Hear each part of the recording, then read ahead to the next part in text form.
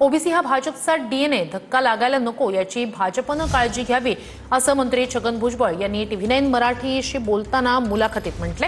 उपसमितीचा निर्णय मला माहिती नव्हता, निर्णय दबावाखाली घेतला असा खुलासाही भुजबळांनी केलाय। जे काही मराठा आरक्षणासंदर्भामध्ये जो GR काढला गेला त्यावर तुमची नाराजी आहे का? माझी नाराजी कोणा मंत्र्यांवर नाही आहे।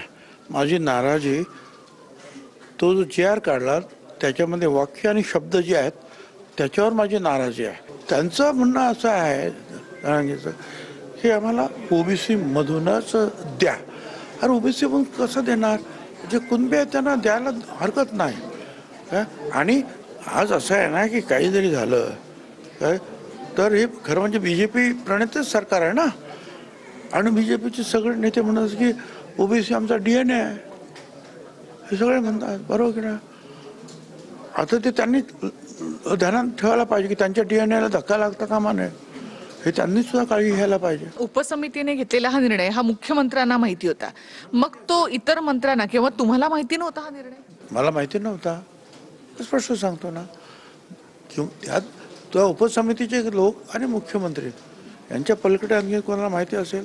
उपमुख्यमंत्री मला माहीत नाही। एक स्फोटक परिस्थितीमध्ये तो हा निर्णय घेण्यात आला असं मी म्हटलं तर चूक ठरणार नाही। एका दबावापोटी घाईमध्ये हे सगळे निर्णय झाले असं मला तरी वाटतं। बरं ते कसे असतील, पण माझं म्हणणं असं आहे की आम्हाला आता यातून या जे काही परिपत्रक आहे की GR आहे त्याच्यामध्ये स्पष्टता आणण्यासाठी आम्हाला कोर्टाशिवाय दुसरा मार्ग नाही।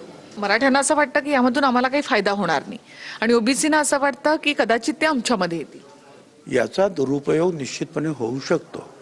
आज तो फायदा वाटत नसेल, पण पुढे आणखी त्याचे गैरफायदा होणारच नाही, कोणी उठवणार नाही असं सांगता येत नाही। माझी मागणी जे सरकारनं जे केलं ते घाईघाईत केलं किंवा दबावाखाली केलं आणि त्याचा उद्या जो आहे फार मोठा गैरफायदा होणार आहे।